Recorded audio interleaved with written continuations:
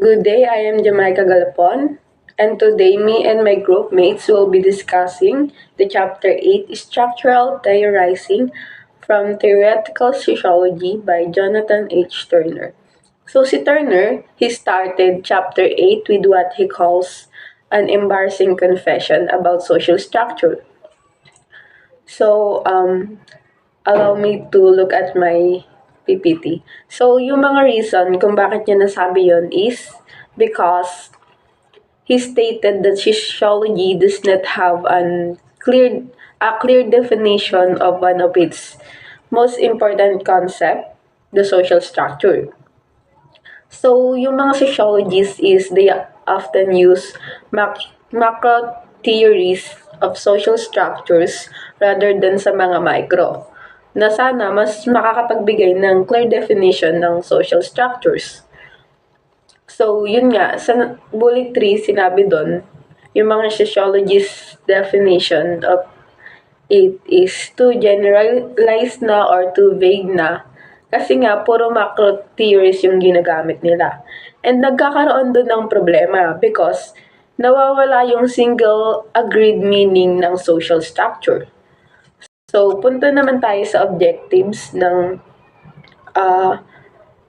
report na ito. So, yung objectives namin is to understand what structural theorizing is. Syempre, to learn the key ideas of Anthony Giddens and structuration theory na ginamit ni Turner para siguro para makita or maayos yung mga problema na nakita niya about doon. So, next is explain the relationship between structure and human action. So, ayan, punta naman tayo sa structuration theory ni Anthony Giddens. So, si Anthony Giddens is one of the most prominent critics and sociologists. So, sa libro niyang The Constitution of Society, he explained and developed the structuration theory. So, kinumbine niya dito yung mga different theory katulad ng structuralism na nakafocus sa social structure, Marxism na nakafocus sa power and inequality, dramaturgy na nakafocus naman sa social interaction like a performance. So, yung psychoanalysis naman is nakaka-influence sa or influence of unconscious motives.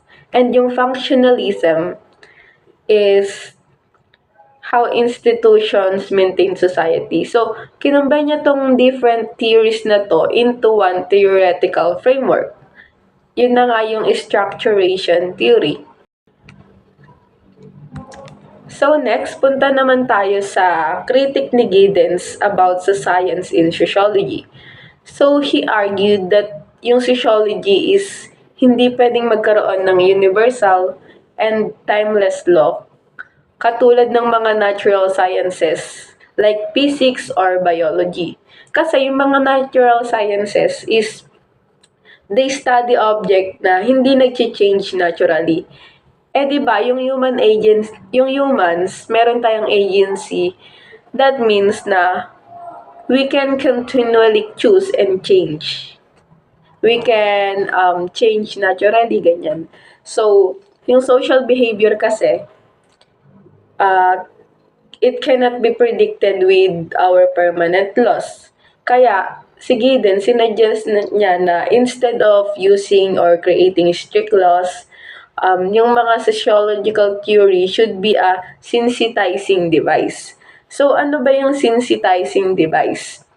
So, yung sensitizing device is yun yung metaphorical concept na ginagamit ng mga researchers para makatulong sa kanila to interpret ganyan, or data. So, now, let's talk about structuration. So, yung structuration, it rejects the existence of abstract laws of social action, interaction, and organization. And hindi siya series ng propositions or fixed rules. So, yung key idea nito is to explain the relationship between social structure and human action. So, ibig sabihin nun, nag-show ito ng duality ng structure.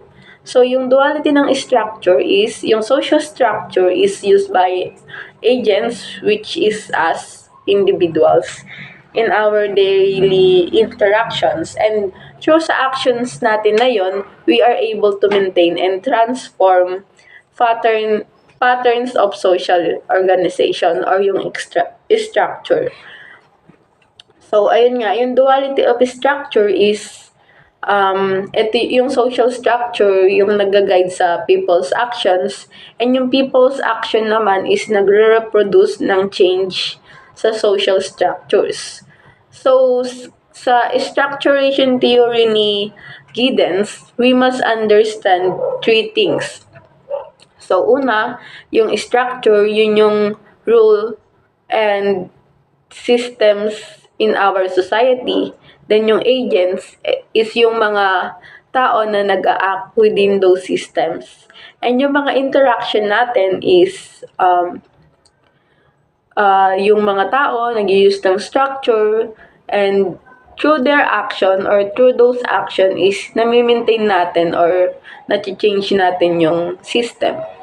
So, in short meaning or to sum up, yung society is sineshape siya by continuous interaction between social structure and human action. So now, let's talk about reconceptualizing structures na i-discuss naman ng kagroup ko.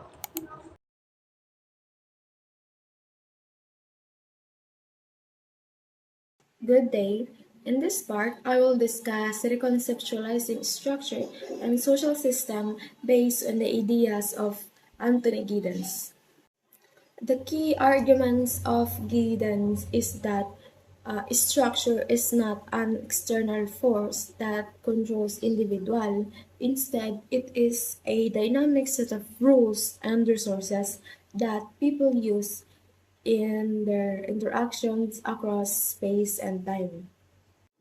Ang ibig sabihin lang nito is structure is not separate from the individual. Nag-exist siya because ginagamit ito continuously in their daily lives.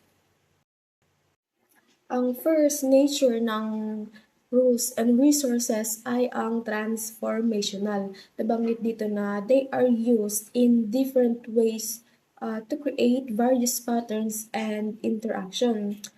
Meaning actors are not limited to one fixed behaviors. Pwede siyang mabago depending on the way they adapt or change of the structure. The next nature is mediating. This means it connects social relations across time and space. Nag-shared siya through rules and resources. People are able to interact even if they are in different contexts. For examples, systems like education or government, nagre-remain sila as consistent because patuloy silang nagagamit, patuloy silang nafa-follow, and nag-a-apply ng same rules over time. For the third slide, meron tayong figure dito. Yung diagram, meron siyang tatlong parts. First, yung structure, modalities, and social system. Isipin natin siya like structure na napapasa through modalities, na nagiging social interaction in the social system. Sa left side, meron tayong structure. Yung structure refers to the rules and resources that guide people's behavior. Meron siyang tatlong component. First, yung normative rules or legitimation. Itong rules na to is tungkol lang siya sa what is right or wrong. Ito yung nagsasabi sa tao ng obligation or mga karapatan nila. For example, sa school, yung estudyante dapat sundin yung teacher nila. Yung estudyante dapat sumunod sa school rules. Next, for the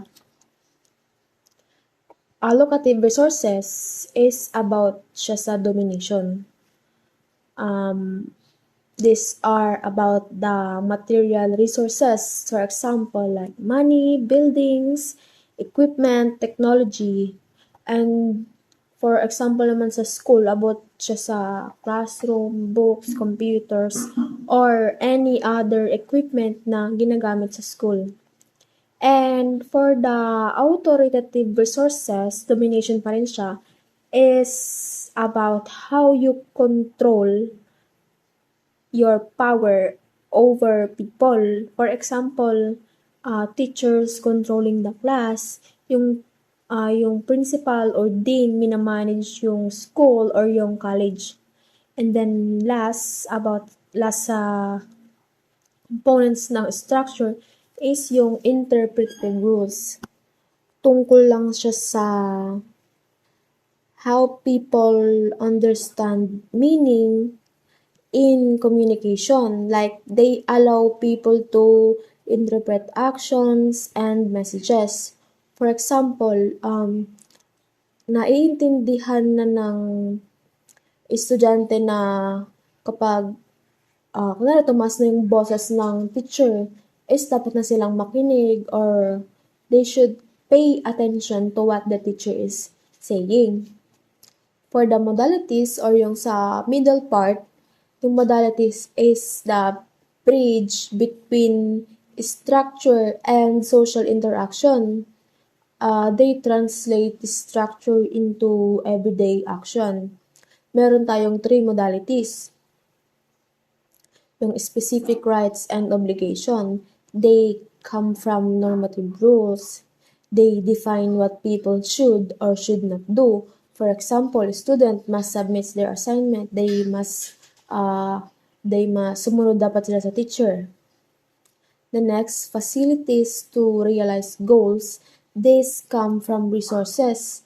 They help people achieve goals and exercise power. For example, teachers use classrooms and social materials to conduct lessons. And yung interpretative schemes and stack of knowledge, these come from interpretative rules. They shared understanding that allows people to communicate, to express themselves. And example, students know when to listen or when it is time to participate in the class. And for the social system, yun sa pinaka-right side, these are the result of all this interaction in the social system. Dito, meron tayong tatlong outcomes. First, yung sa sanctions. This is about the rewards or punishment for following or breaking rules, like good grades or disciplinary action sa mga estudyante. Next, yung power is the ability to influence others using resources. For example, nakokontrol ng teacher yung classroom activities. Tapos, mayroong karapatan yung dean na magsagawa ng project sa college niya kasi meron siyang power and resources. And for the next part, yung communication is about the interaction between people. Like, for example, teacher explaining lessons while student listen and respond. Itong mga line or arrows na nagko-connect is not simply for visual representation. Pero sinasabi kasi ni Gideon na nangyayari talaga tong interaction na to through social interaction across time and space. So, overall, itong diagram, pinapakita niya yung how social structures guide human actions and kung paano tong action na to continuously nagpo-produce siya ng social system. For reconceptualizing institution, according kay Anthony Giddens, institutions are systems of interactions. They are not just structures but patterns of relationships na nafo-form through repeated actions. like institution exists over long periods of time and help organize people across time and space. Nasa-sustain sila dahil yung individuals nagko-continue siya to use rules and resources in their interactions. In short, institutions are not fixed systems. They exist because people reproduce them through everyday practices. For the next part, sinasabi dito ni Giddens na institutions are built from three main dimensions. Yung first dimension na nabanggit dito ni Giddens is yung signification. Nagre-refer siya sa meaning and communication. Dito, naka-include like language, symbols, and shared understanding. For the next dimension is the domination. Dito, naka-focus sa power.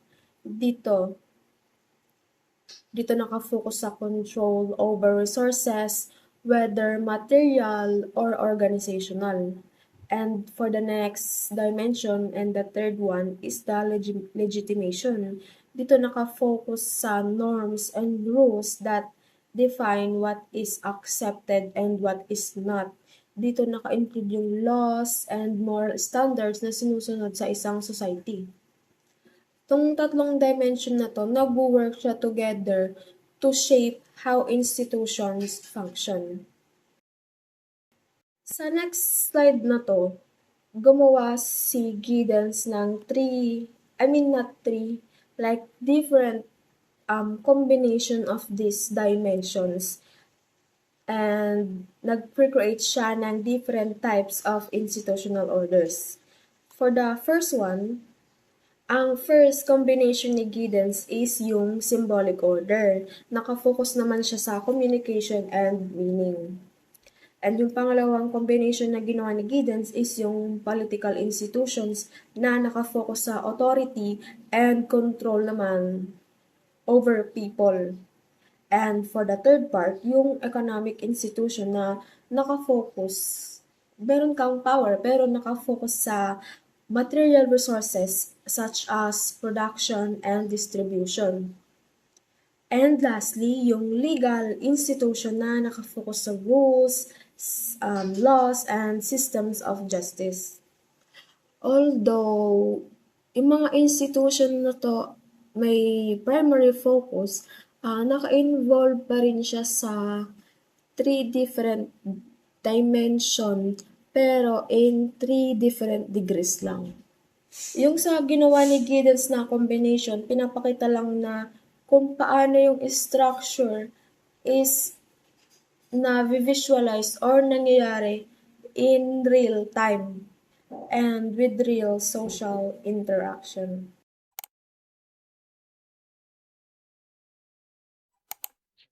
So dito, i-discuss ko yung structural principles, sets, properties, and contradiction.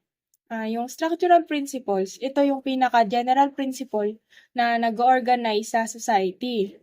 Ito ang nag-guide kung paano ina-arrange yung social relations across time and space.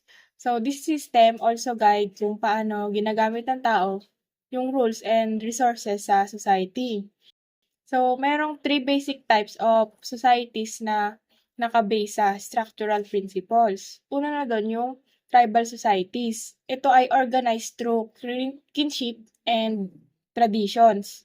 While sa class-divided societies, naka-organize to by urban and rural divisions at mga may institutions like political, economic, legal, at symbolic coordination. Sa class societies naman, yung structural principles nila ay separate but it also connect all four institutional spheres, lalo na yung economic and political. So, next naman ay yung structural set. Ito yung combination ng rules and resources na ginagamit para makapag-produce and reproduce ng certain types of social relations over time. So, merong example ng structural sets. Ito yung private, property, money, capital, labor, contract, and profit. So, itong set of rules na ito Set of rules and resources na ito ay ginagamit ng mga agents o tao to manage social relations. So, itong structural set na to ay ginagamit sa capitalist societies. Next naman ay yung structural properties. Ito ay may institutionalized patterns of social relations sa society. Nagde-develop sila when structural sets are reproduced over time na nagpapakita ng typical na patterns of interaction at organization sa society. Next naman ay yung structural contradiction. Sa structural contradiction, nangyayari ito kapag yung structural principles ay nagko-contradict or nag-o-oppose sa isa't isa. Nag-exist ito within the organization of the social system. Merong two types of structural contradiction. Meron yung primary contradiction. Ito ay yung major structural principles na nag-shape ng society. Tapos, meron ding secondary contradiction. Ito naman ay yung result or effect ng primary contradiction. So, yung example ng structural contradiction ay yung private profit and socialized production. Dito na yung kung when workers collectively produce goods and services, pero yung owners lang yung nakaka-receive ng profits. So, dito, ini-emphasize ni Giddens na yung contradictions ay hindi same sa conflict. Katulad ng yung contradiction sa private profit and socialized labor. Hindi siya conflict, pero it can create a situations of conflict. So, next naman ay dito merong table. This table shows the typology of institutions or the different types of institutions and kung anong rules or resources ang pinaka-emphasize sa bawat isa. Dito, ina-explain na yung institutions continue to exist because they are produced and reproduced by people through rules and resources in society. Yung nasa una ay yung symbolic orders or modes of discourse and patterns of communication. Dito, nakafocus siya sa interpretative rules. Ito yung rules na tumutulong sa atin maintindihan yung meaning ng language, symbols, at communication sa society. So dito parang nakapokus lang siya sa interpretative rules, pero ginagamit din siya together with normative rules and authoritative resources. Sa next naman ay yung political institutions. Dito, nakapokus siya sa authoritative resources, meaning yung nakapokus siya sa power or control over people. Next naman ay yung sa economic institutions na nakapokus naman to sa allocative resources. Ito yung power or control over material resources. At next ay yung sa legal institutions. Dito, nakapokus siya sa normative rules. Yun yung the acceptable and legitimate behavior sa society. Ginagamit din siya together with authoritative and allocative resources and interpretative rules. And that's all po. Thank you.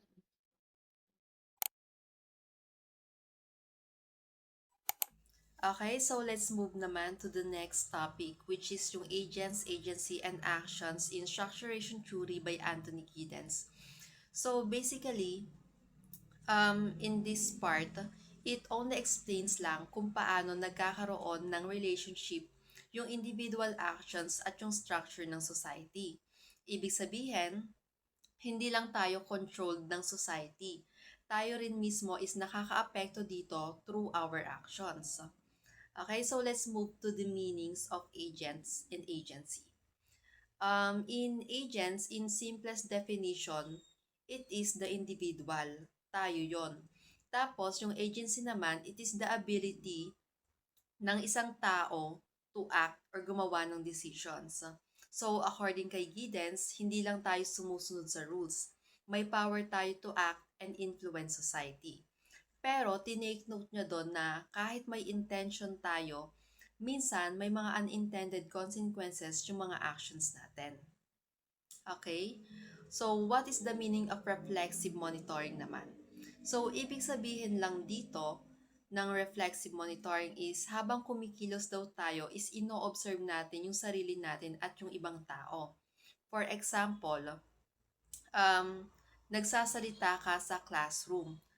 Pero habang nagsasalita ka is tinitingnan mo yung reaction ng mga classmates mo. Tapos, ina-adjust mo yung way mo ng pagsasalita kung sa tingin mo hindi nila naiintindihan. So, in reflexive monitoring, isa siyang continuous process pero lagi lang tayo nag-a-adjust based sa environment. Okay, so for the next slide, Anthony Giddens discussed two types of consciousness, the discursive and the practical consciousness. So what is discursive consciousness? So in simplest definition, ito yung kaya mong ipaliwanag yung actions mo. For example, pag tinanong ka, bakit mo ginawa yan? So, kaya mong magbigay ng clear reason. So, in discursive, ito yung level ng awareness na verbal and explainable. And next is yung practical consciousness naman, which is very different from the discursive. Kasi ito naman, ito yung mga bagay na ginagawa natin automatically, kahit hindi natin siya ma-explain as a whole. So, for example, marunong kang makipag-usap politely, marunong kang mag-adjust sa classroom, pero hindi mo na siya iniisip step by step. So, in practical, nagiging common sense siya or ito yung parang everyday knowledge natin. For the next part naman, dito sinasabi ni Anthony Giddens na hindi lang conscious actions ang meron ng isang tao.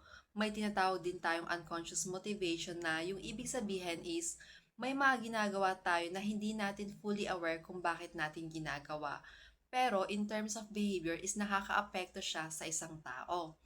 And next is the ontological security na sinasabi ni Giddens na yung mga tao is connected dito.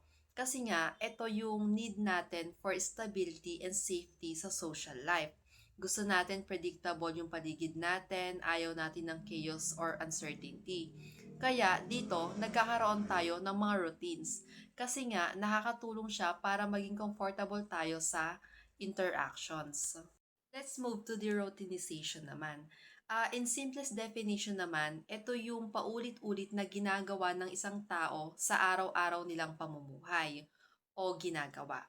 For example, pagpasok sa school, pakikipag-usap, or yung mga daily habits natin. Yung routinization, super important niya kasi nga, nagbibigay siya ng stability and predictability sa buhay ng isang tao. At dahil inuulit natin yon, napoproduce at napapanatili natin yung social structure sa isang society. For the next part naman, Giddens mentioned 5 mechanism of routines. So, dito sa mechanism of routines, ipinapakita lang kung paano nagiging organized at smooth yung everyday interactions natin sa ibang tao. So, yung unang binanggit niya doon is yung opening and closing rituals. Ito, yung mga ginagawa raw natin para magsimula at magtapos ng interaction. So, for example, pagpasok mo sa classroom, nagsasabi ka ng good morning. Yun yung pangsimula mo or yung opening. Tapos, pag aalis ka naman, bye or see you, yun yung nagsisilbing closing mo. So, nagiging importante ito kasi nga, nagbibigay siya ng signal kung kailan nagsisimula at natatapos yung interaction. Kaya nagiging clear at hindi awkward yung conversation natin sa ibang tao. And next is yung turn-taking naman.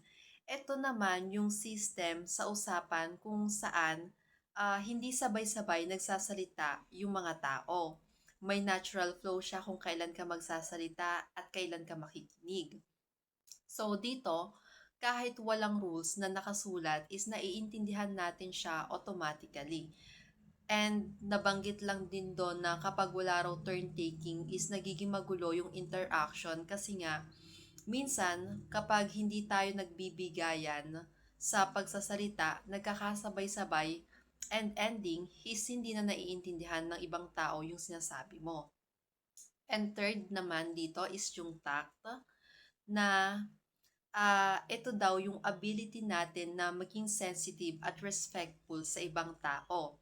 Ibig sabihin, alam natin kung ano yung appropriate at hindi. For example, hindi ka basta nagko-comment ng mga offensive or embarrassing sa harap ng iba. So, ginagawa natin yon para maiwasan yung conflict at mapatatili yung good relationship natin sa mga tao. Next is yung position naman. So, in position, ito yung idea na iba-iba yung role o identity natin depende sa sitwasyon. So, for example, sa classroom, student ka, so expected na mga tao sa'yo is dapat makikinig ka and rerespetuhin mo kapag nagdi-discuss yung teacher mo sa harap. Pero kapag naman kasama mo yung mga friends mo, syempre, iba yung behavior mo. Mas kalog ka, mas madaldal, ganyan. So, in terms of positioning, sinasabi lang ni Giddens dito na minsan dapat ina-adjust natin yung sarili natin based sa kung ano yung position natin sa isang society. And last is yung framing naman. Sa framing, ito naman yung paraan natin kung paano dapat natin iniintindi kung anong klaseng sitwasyon yung meron tayo. So, parang nagsiset siya ng rules sa isip natin kung paano tayo dapat kikilos. For example, kapag nasa classroom ka, alam mong kailangan dapat seryoso, tahimik, ganyan. Pero kapag nasa party ka naman, alam mong pwede kang maging relax. So, yung framing, ito yung nag-guide sa behavior natin sa iba't ibang context. So, for the overall sa mechanism of routines, sinasabi na tumutulong siya para maging organized, predictable, and stable yung social interaction natin. Dahil dito, hindi nagiging chaotic yung everyday life ng isang tao dahil nagkakaroon tayo ng pagkakaintindihan. Let's move to the regionalization naman. In simplest definition, it is all about space and setting na yung ibig sabihin is interaction natin siya na nangyayari sa specific places na tinatawag nating locals. For example, classroom, bahay, office. So, kada lugar is may sarili siyang rules kung paano ka dapat kumilos. So, let's move to the characteristics of locals naman. Bali, dito may 4 na nabanggit si Giddens that locals vary in. First is the physical or symbolic boundaries. Bali, dito, ito yung limit or separation ng isang place. Pwede itong physical like walls ng classroom or symbolic like rules or expectations. For example, sa classroom, may boundary na hindi ka dapat basta lalabas o magsasalita anytime. So, kahit hindi siya nakasulat lahat, dapat alam natin kung ano yung limit ng behavior natin. And pangalawa is yung duration over time. Ito naman is kung gaano dapat katagal ginagamit o nag-exist ang isang local. For example, sa classroom, ginagamit lang natin siya for a certain time like during class hours lang. So, habang kapag nasa bahay naman is mapapansin na mas long-term siya.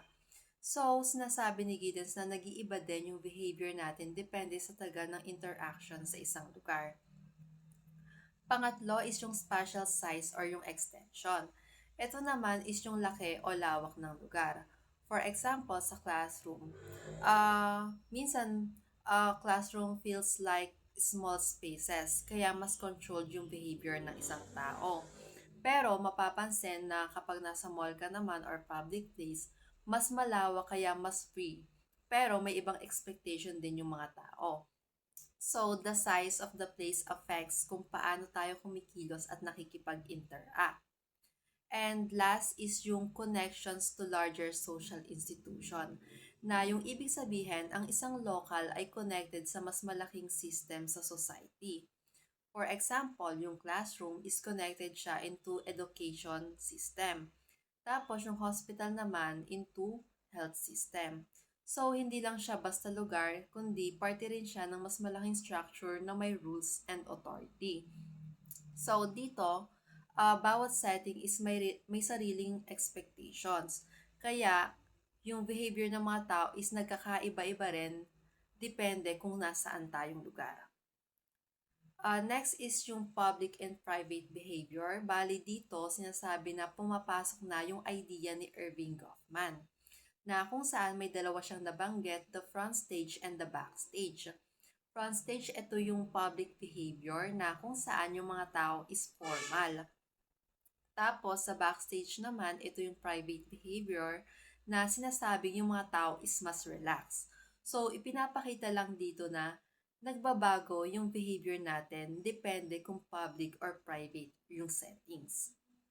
And for the last, to conclude my parts in regards to the agents, agency, and actions, sinasabi lang ni Giddens doon na yung society is hindi lang siya basta nakita or nag-exist. Ito rin ay isang continuous na nabubuo at nababago dahil sa actions ng mga tao. So, tayo mismo as individuals is naging malaki yung role natin sa pag-shape ng society.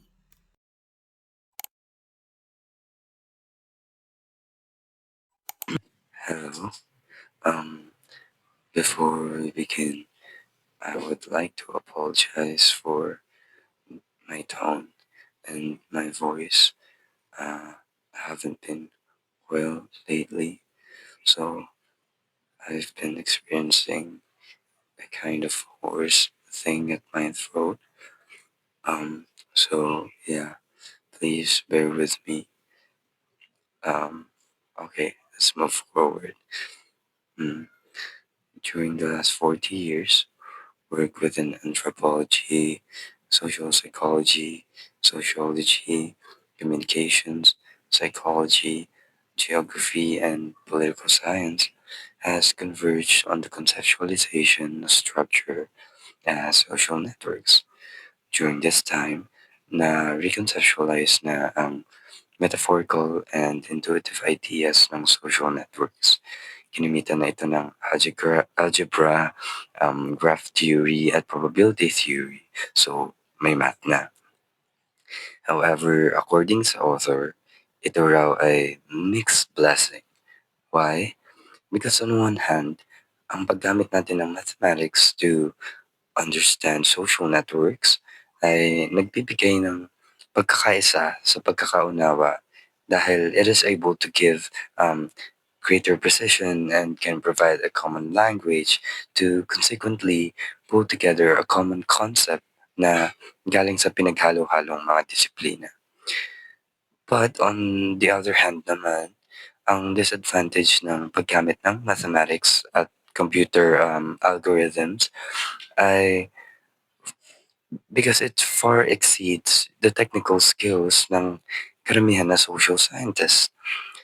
Bukod rito, ang paggamit ng quantitative techniques doesn't really capture the nuanced aspect of the social world. So, yun nga tulad din ng mga joke-joke ng mga soksay at ng other professors na at tayo nagsoksay dahil walang math dito. Yun din ang sinasabi ng author na this mathematical procedures is far too advanced for us, for most social scientists, as they say, but we cannot generalize, of course. We can still study, we can learn and adapt to those approaches if we want to. So, yeah. But, however, despite these challenges, we can say that network analysis as a theoretical approach is still useful because it captures an important property of social structure, that is, the patterns of relations among social units. Tulad nga ng sabi ni George Simo, sa kahit anong conceptualization ng social structure, makikita ang notion that structure consists of relations and links among entities. So, gamit ang network analysis, makikita natin ang nature ng mga social units at yung mga relations nito, as well as the properties and the dynamics that persist in these relations. Now let's move to the basic theoretical concepts in network analysis. The first one would be points and nodes. The units of a network can be persons, positions, corporate or collective actors, or virtually any entity that can be connected to another entity. Typically, symbolized by letters or numbers, isa sa mga goal ng network analysis ay mag-provide ng visual space para ipakita ang pattern of connections sa mga social units. In a mathematical sense, hindi nagmamatter kung ano yung mga point at node as long as it provides a common set of analytical tools para yun nga ma-analyze ang very diverse phenomena. Isa pang goal ng network analysis is to explain the dynamics of various patterns of ties among nodes or the social units. Also, itong goal na to ay kadalasan under siya sa developing computer algorithms na ginagamit natin to represent connections among points or nodes that has a more complex network. Now, for the links, ties, and connections, the lines connecting the letters indicate these points are attached to each other in a particular pattern. Hindi lang natin inaaral kung paano connected ang mga points or nodes, but tinitignan din natin kung ano nga ba ang nagko-connect sa kanila. Thus, we ask questions like, what is the nature of the tie? What resources flow from node to node? Sa graph theory, it does not make a difference, but when substantive concerns of sociologists are considered, importante na alamin natin kung saan nga ba nanggagaling yung mga ties na ito. And according kay Jacob Moreno, sa mga early sociograms niya, yung ties involved daw ang emotional states tulad ng liking and friendship, and yung nodes mismo ay nagre-represent ang individual people. In line with the last slide, in reality, the nature of the tie can be diverse. Itong mga nakalista dito sa slide na ito, flow of information, money, goods, services, influence, emotions, deference, prestige, or virtually any force or resource that binds actors to each other. Itong mga ito, and many more, can be what pushes actors to form connections with another actor. For the next slide naman, we're gonna talk more about how we built this graph.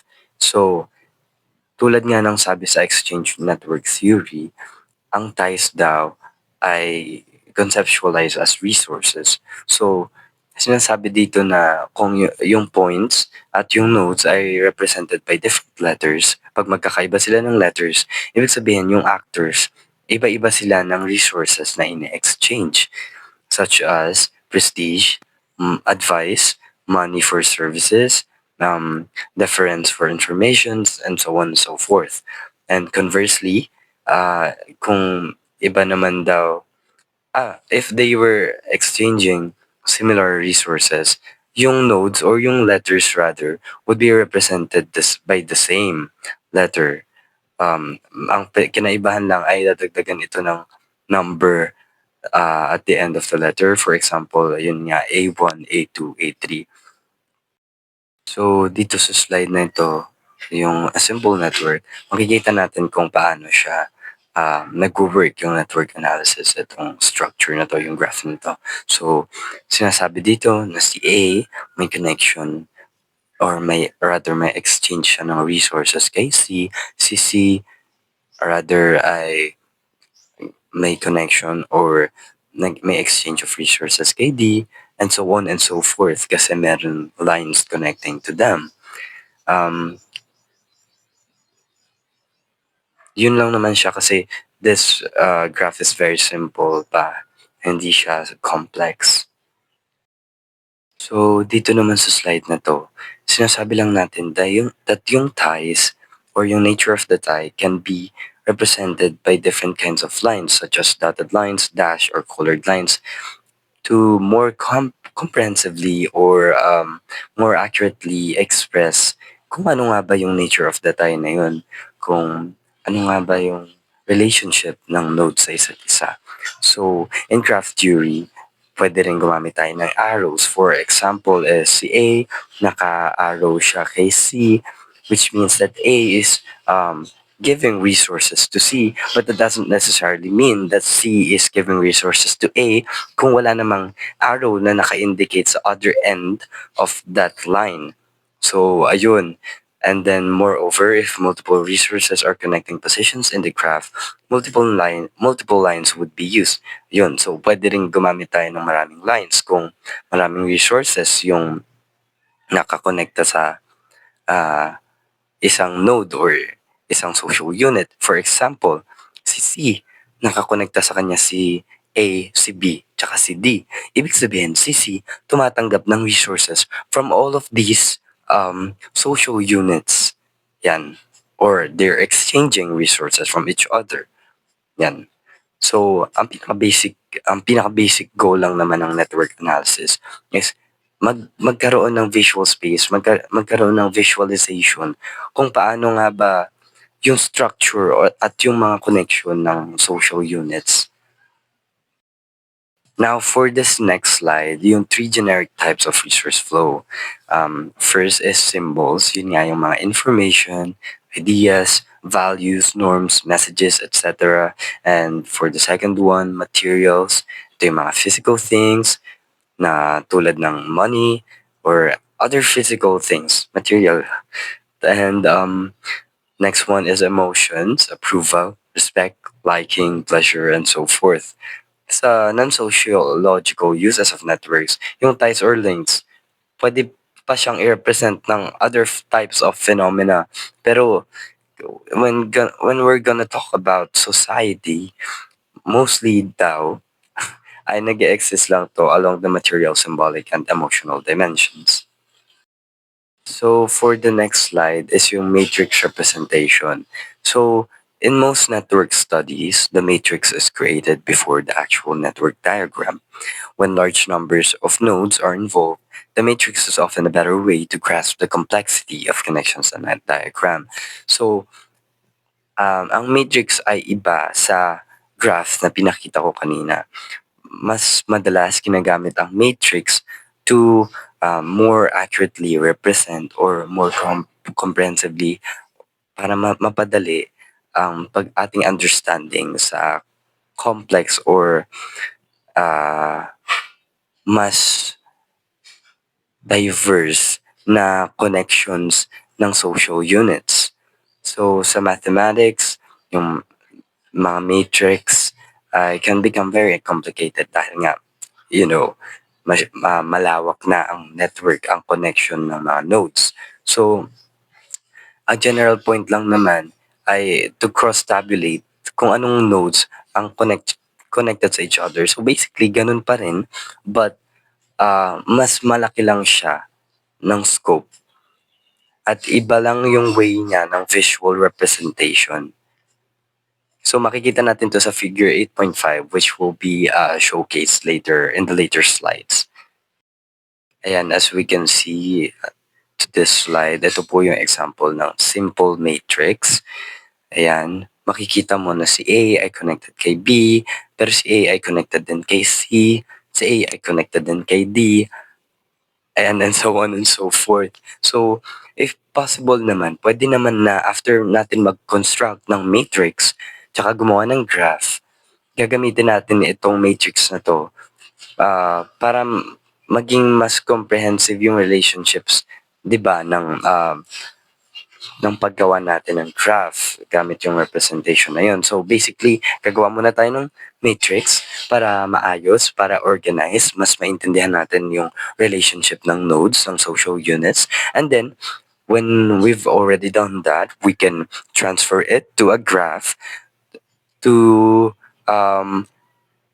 make the process of creating a graph more smoothly kasi alam na natin yung connections ng mga ties ng various social units sa isa't isa. So, mas madali natin tong i-connect with the lines and the letters sa graph. Kasi tulad nung dito sa 8.5, makikita na natin kung saan sila nakakonect. So, we can just adapt that. So, ito kasing matrix, madalas kinagamitan na ng sophisticated computer algorithms dahil nga mas complex siya na networks. And karamihan sa matrices ay eventually converted nga sa some form of visual representation. Pwede yung graph, like for example, yung graph na sinasabi ko kanina.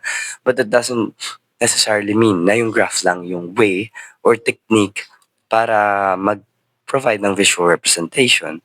Pwede rin naman yung iba. Basta ang mahalaga is we can express kung ano yung relationships among these social units.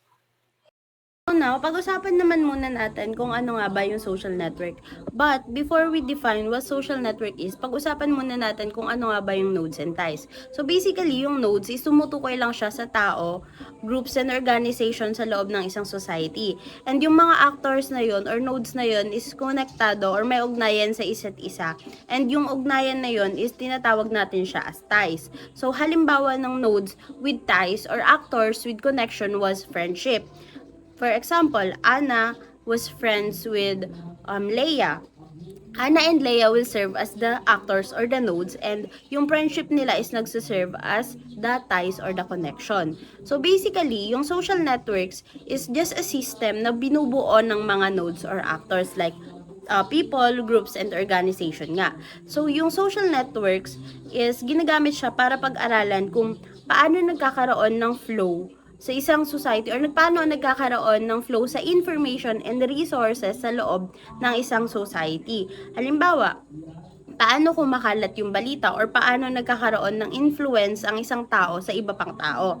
So, mahalaga na mapag-aralan kung ano nga ba yung social networks or ano yung simple definition of social network kasi tinutulungan tayo nun na maunawaan kung paano nga ba nagkakaroon ng ugnayan sa ang mga tao sa loob ng isang lipunan and paano din nagkakaroon or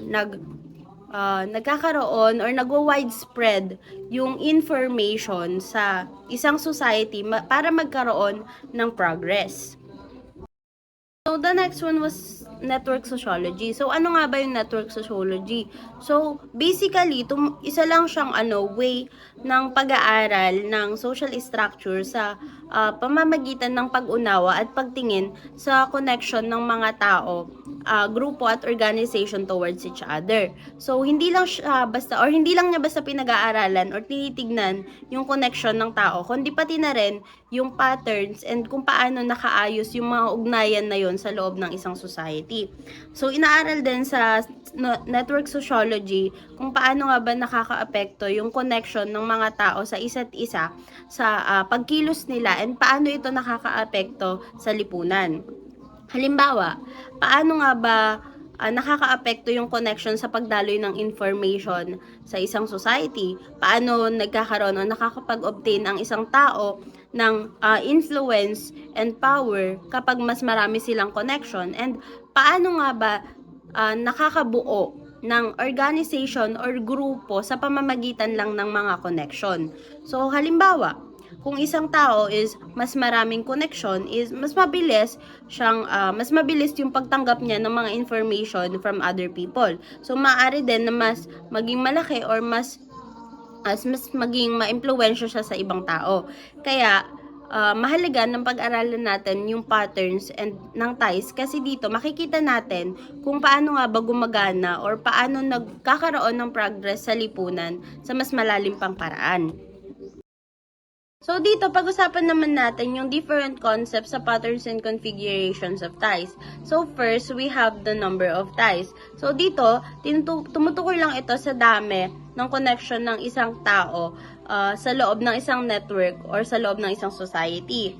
So, sinasabi na kapag mas marami daw yung connection ng isang tao, ibig sabihin, mas mataas yung chance niya na magkaroon ng access sa informations and influence. So, for example, sa loob ng isang classroom, if one person was friend to all, ibig sabihin, mas mataas or mas madami yung connection niya inside the block. Mas mataas yung number of ties niya. Samantalang, if one person was only friend to some, ibig sabihin, mas mababa yung number of ties niya and mas mababa din yung chance niya to access informations katulad na lamang ng notes and homeworks unlike the other one. Makikita din to sa pag-obtain ng power.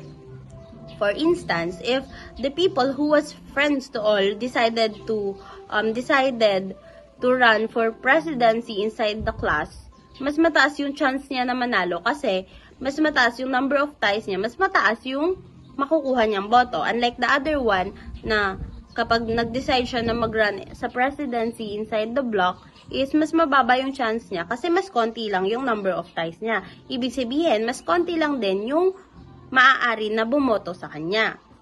So, the second one is the directedness. This one, tumutukoy lang siya sa direction or connection ng relationship ng isang tao. Ibig sabihin, pwede siyang makategorize into two, which is one directional and two directional. Yung one directional, ibig sabihin, iisang tao lang yung nagbibigay ng connection or nagbibigay ng resource and information towards the other person. While on the other hand, yung two-directional naman is pareho silang may interaction or nagpapalitan sila ng information. So, halimbawa, merong dalawang magkaibigan. The other one was chatting the other one. Kapag hindi nag-reply yung isa, then it's one directional lang. But if the other one replies, ibig sabihin, two-directional siya. So, next one is the reciprocity of ties. Ito naman, para siyang similar sa directedness. Pero dito, hindi siya nagiging one-directional kasi nagkakaroon ng palitan or pagbabalik ng relationship or interaction sa isang tao. Yung tie dito is makukonsider siya as mutual kasi merong reciprocity. So, meaning, mas matibay yung connection ng nodes dito. So, halimbawa, sa classroom ulit, if ikaw, tinutulungan mo yung kaklase mo sa assignments niya, and ganun din siya sa'yo, therefore, merong high reciprocity. Kasi nagpapalitan kayo ng information or nagtutulungan kayo.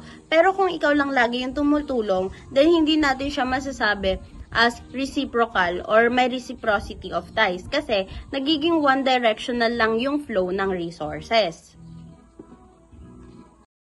So, in this slide naman, pag-usapan naman natin yung transitivity of ties. Dito yung pumapasok yung idea ng ang kaibigan ng kaibigan ko ay kaibigan ko rin. Ibig sabihin, nagkakaroon ng transfer sa connection or ties. For example, if A and B was friend, and B was also friend with C, therefore, yung chance na maging magkaibigan or magkaroon ng connection si A and C is mataas. Dahil dito, nagkakaroon na ng progress and nagkakaroon ng pagbabago. Kasi mas tumataas na yung number of ties and mas lulawak na yung resources and mas malawak na yung flow ng information. Ibig sabihin, from a small or from just one connection, nagkakaroon na ng 3 connection.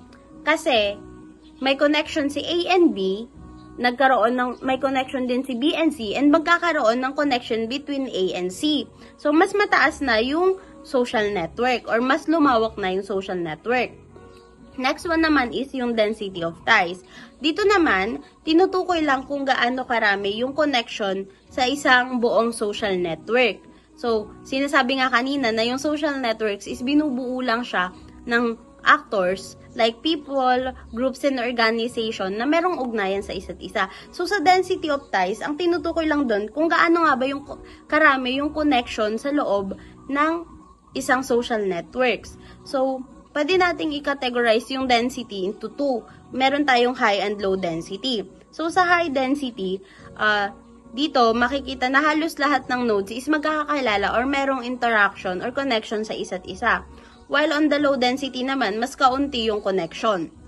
For example, on a small group of friends, lahat sila is close and may interaction sa isa't isa. Meaning, mas mataas or meron silang high density of ties.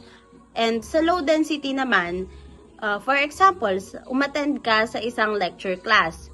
Mostly doon, mabibilang lang natin kung sino nga ba yung mga magkakakilala. Though they have connection, pero kung titignan natin yung loob or kung titignan natin yung ng isang picture lang yung loob ng isang buong lecture class is mababa lang yung mababa yung density na nag-i-exist doon kasi mas mababa yung connection or hindi magkakakilala lahat ng nandun sa social network na yon.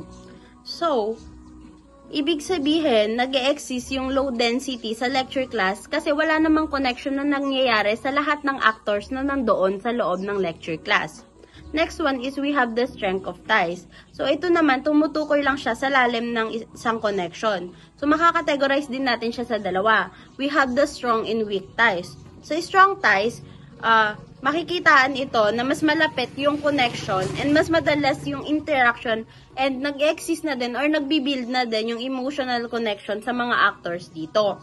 Halimbawa ng strong ties is yung mag-best friend and of course the family na nagkakaroon ng interaction or may ginagawang interaction every day. And dito, mas madalas yung palitan nila ng information in resources. Kaya mas mataas or mas nagiging strong yung ties nila sa isa't isa.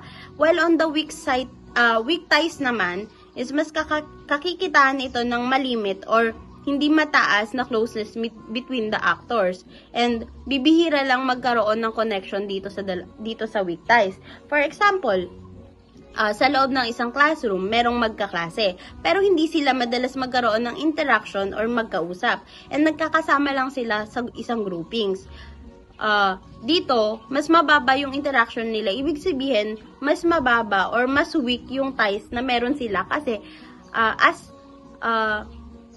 ang ties lang na nag-exist between them is magkaklase lang sila. And that's all. Wala nang other connection. So, pero sinasabi that weak ties are important kasi nagbibigay sila ng bagong flow ng information from the other groups towards the other groups. This slide, pag-usapan naman natin yung bridge. So, yung bridge, tumutukoy siya sa actor na nag-uugnay sa dalawa pang magkaibang actor. As what the meaning of bridge? Ibig sabihin, pinagdudugtong nito yung dalawang magkaibang nodes. Kung wala to, walang magiging ugnayan yung dalawang nodes.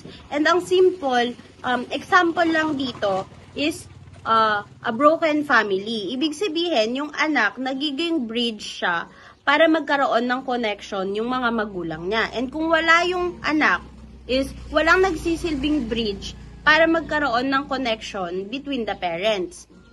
And next one naman is yung brokerage. So, maihahalin tulad lang natin yun sa bridge, pero meron silang kaunting kaibahan.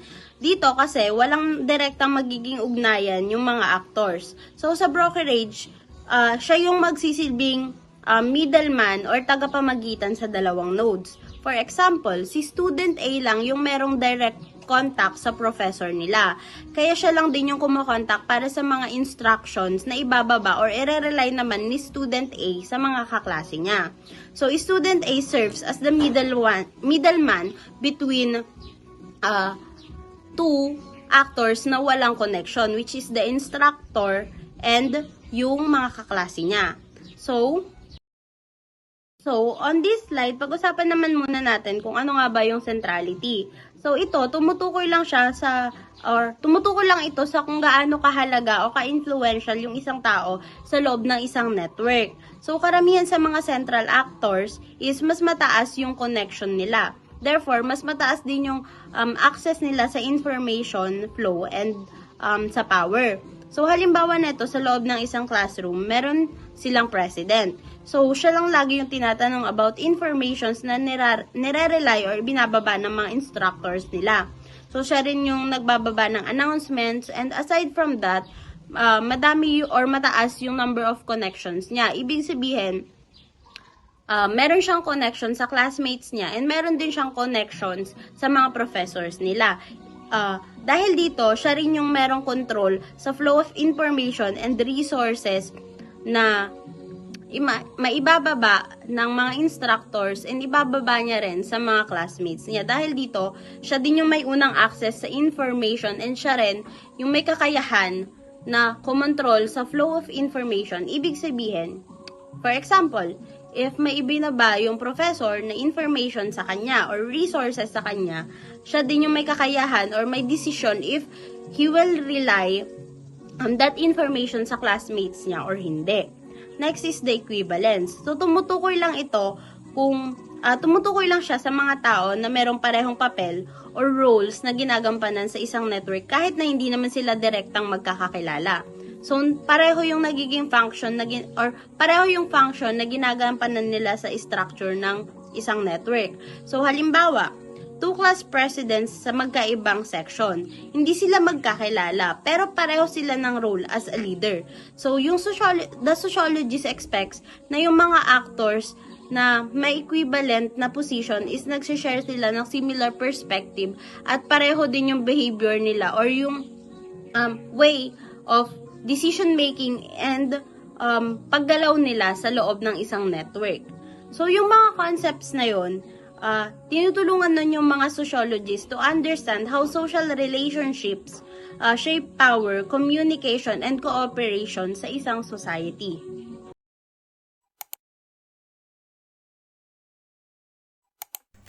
So, let's move on to the network analysis. Network analysis make conception of structure more precise. So, yung tanong na to is tungkol siya sa network analysis. So, yung network analysis kasi isa siyang sociological approach na ini-aim niya na mas maging precise, mas maging concrete and measurable yung isang concept ng social structure. Sa traditional sociology kasi, iniisip natin na yung social structure is institution tulad ng family, government, education, or economy. Pero minsan, nagiging abstract din yung concept na ito. And parang mahirap makita kung paano nga ba talaga nabubuo yung structure sa everyday life natin.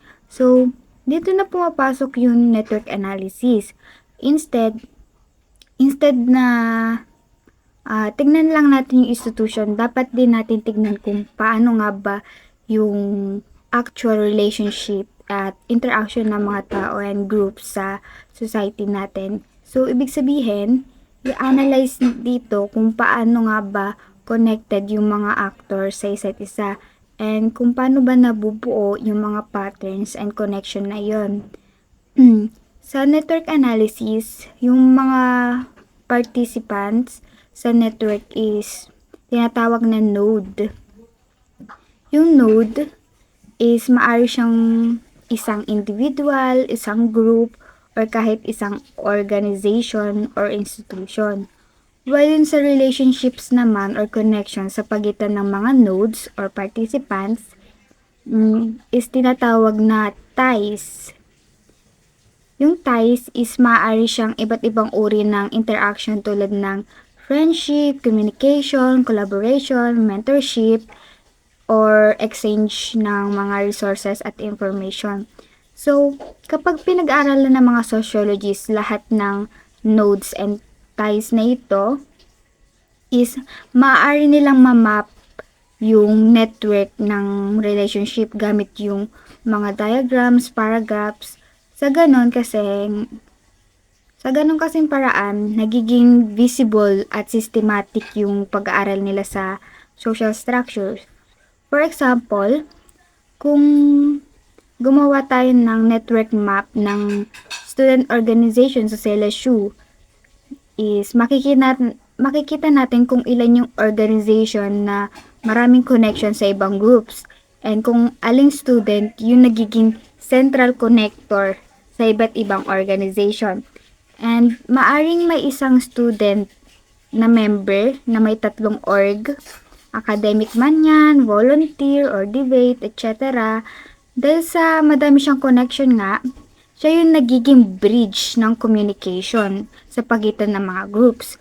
So, sa pamamagitan ng ganitong analysis kasi, mas naiintindihan ng mga sociologists kung paano nabubuo yung pattern ng relationship sa social structure ng isang community or sa society natin.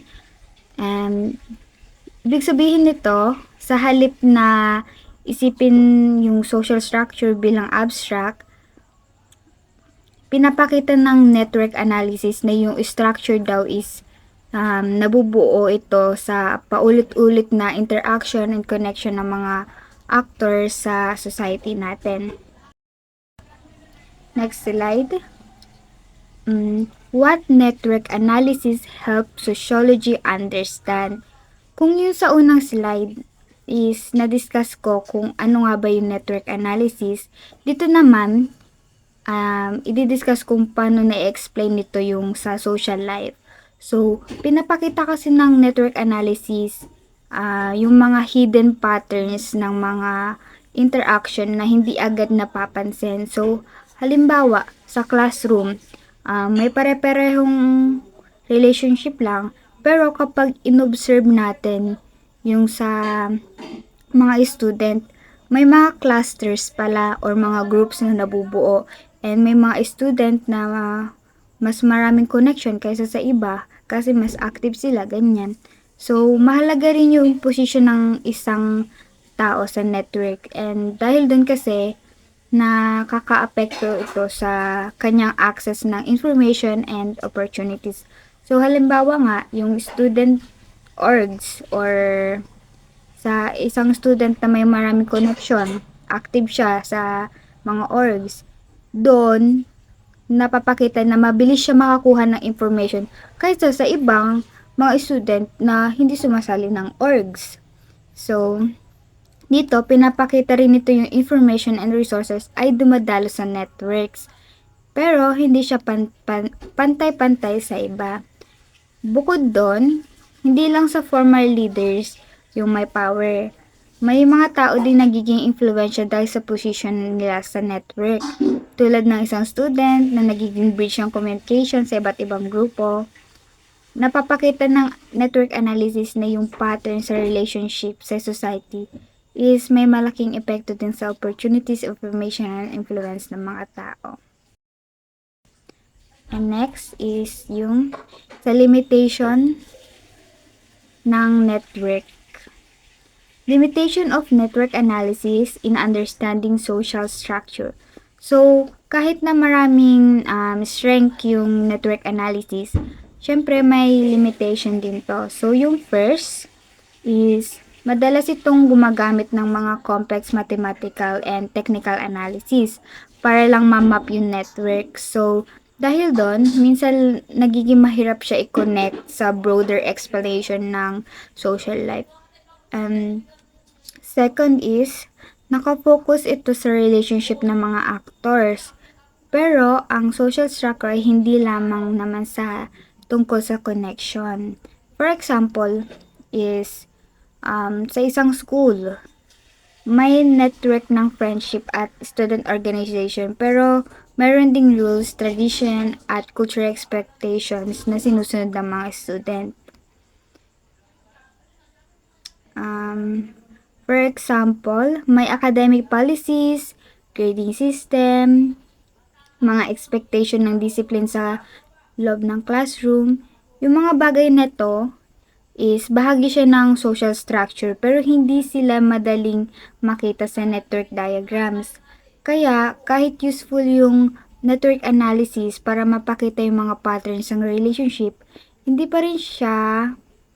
niya pa rin kayang i-explain lahat ng aspects sa social structure. Next is toward a more simplified conception of social structure. So, dahil nga sa maraming definition and debates na patungkol sa social structure, nag-propose si Turner ng mas simplified na framework para maintindihan natin to. So, according to him, pwedeng pag-aralan yung social structure sa 3 levels. And yung una is, yung micro level, tinutukan yun sa everyday interaction ng individual. For example, yung conversation ng mga students sa classroom or interaction ng mga magkakaibigan sa social media. And pangalawa, yung meso level. Yung meso level naman is patungkol siya sa groups and organization tulad ng mga student organization, university, companies, etc. And dahil doon, nakikita natin kung paano nag-organize or naka-organize yung relationship sa loob ng groups. And lastly, yung macro level. Yung macro level is isa siyang malawak na structure sa society. For example is yung government, institution, education system, economic system, ano pa ba? Social inequality, marami pa. So on, so on. Pinapakita nito na yung micro, meso, and macro levels is magkakakonekta sila and magkakasabay silang na-create sa social structure ng society. And for the conclusion, so sa buong chapter na to is napapakita na yung social structure is isa siyang complex at wala siyang iisang malinaw na definition. So, kailangan natin ng iba't ibang approaches para maintindihan natin.